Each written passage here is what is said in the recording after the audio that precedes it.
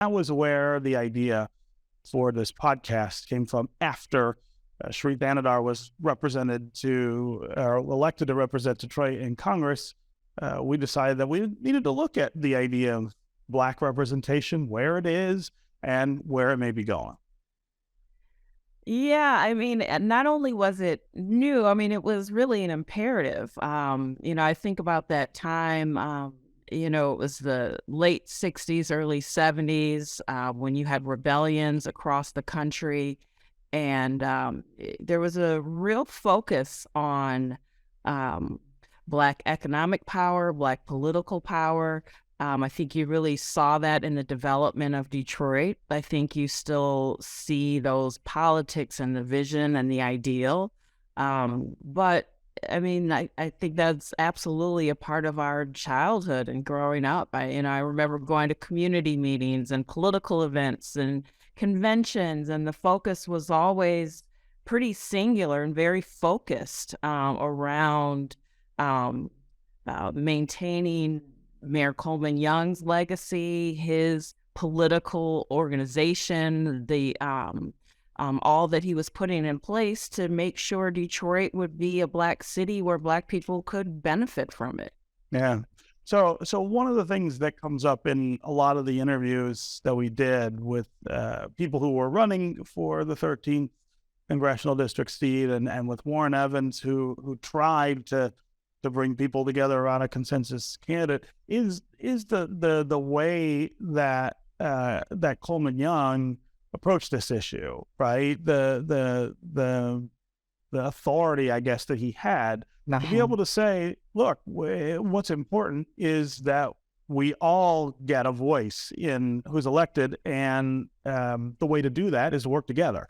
And I'm gonna boss up on the people I need to boss up on, but that's the way we maintain this. They all said that doesn't work anymore in Detroit, and that you don't have a figure who could do that, but you also don't have people who are willing to set aside their own ambitions necessarily for the idea of the community. I think it's kind of a sign of the times. I mean, what is Blackness now? I think during those years, the experience of Black people was more similar. I think you can have a diversity of experiences now that you didn't have then. You have Black people who grew up in the suburbs and moved back to the city. You have a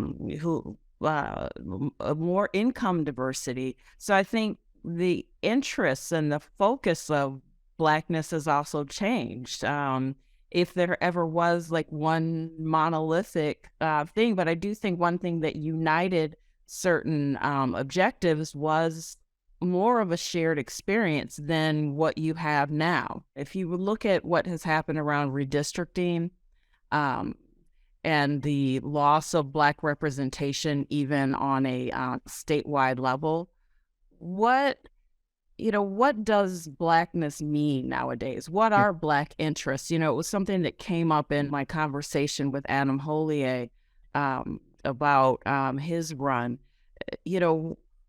Are there interests that Black candidates now represent? And if so, what are they? As you have more Black people living in the suburbs. There was a time, we've talked about it, the two of us, like there was a time when if you traveled anywhere and someone who wasn't Black said they were from Detroit, you were like, no way, where are you really from? And they'd always tell you some suburb, and you were like, no, because it was that definitive and clear. If you think about the things that someone like Shri Thanedar, who is an immigrant to this country, somebody who did grow up under really extreme poverty conditions, and now will represent Detroit in Washington. If you think of the things that he might have trouble getting his mind around, if you think about the things that he might struggle to really represent how Detroiters feel and what they might need, what comes to mind? I think some of this will kind of unfold, and I don't mean to punt on that, but um, I think as a legislator, there's less room for nuance than I think more executive seats. It's just kind of the function of what it is, but and especially in a national context. But I do think locally, there really is going to be there's going to be more of an opportunity to examine um, where do Black interests, if there are any, separate from Democratic policies and interests. If you look at the agenda that the Democrats have laid out in Lansing right now, there's some there are some bright spots, but it's very much a Democratic agenda. And how will it affect Black people, especially in Detroit?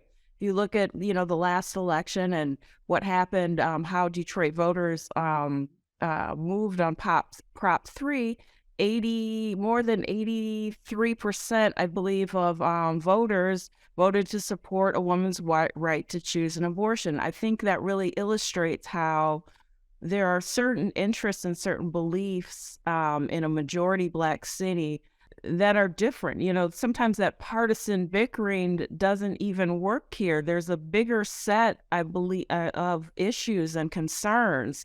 And it'll be interesting, at what moments will the Democrats take up things that actually impact Detroit? In the past, there's been such a stall around instituting legislation that could help the city. I mean, one of the big things that I think Detroit needs to focus on is its revenue stream. Yep.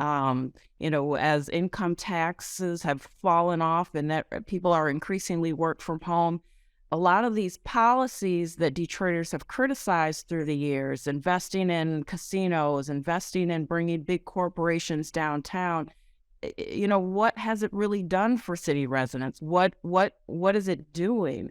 And, this is a real moment to kind of test where Democrats and race kind of fall, because there's just it's this time to shift, give Detroit the ability to tax on how we're building our economy, which is on entertainment, which is on casinos and sharing economy and restaurants. One huge distinction with Shri Thanedar, I think, is that sense of history, that sense of memory. And that's not his fault, right? I mean, no one chooses where they're born.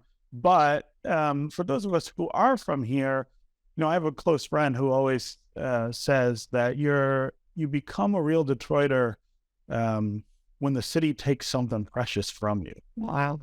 Which is a really dark way to think about it. But I think there's something really true about that. And I worry about someone like Shri Thanedar, who I think is very well intentioned and is not cynical about what he's doing. I don't think he can surmount that hurdle.